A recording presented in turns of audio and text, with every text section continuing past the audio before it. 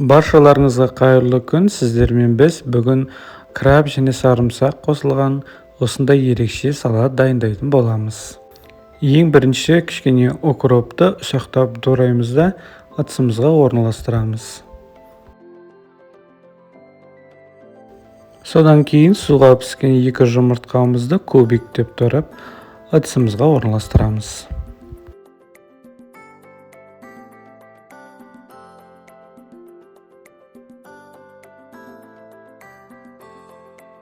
Енді ыдысымызға 4-5 ас қасық консервіленген жүгеріні саламыз. Енді салатымызға 3-4 ас қасық үрме бұршағымыз саламыз.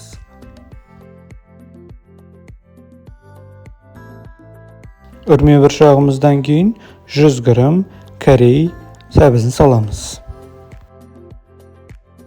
3 краб таяқшаларын 4 бұрыштап doğрап салатымызға саламыз. Енді салатымызға арнайы құралмен өгетілген сарымсағымызды саламыз.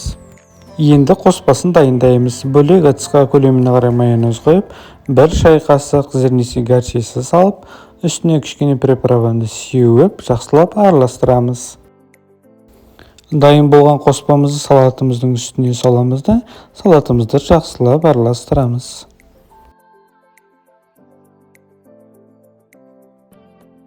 Міне біздің краб таяқшасына сарымсақ қосып жасаған салатымыз дайын болды.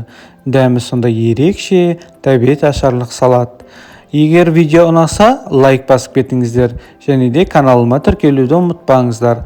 Алда қызықты видеолар көп болады. Астарыңыз дәмді болсын.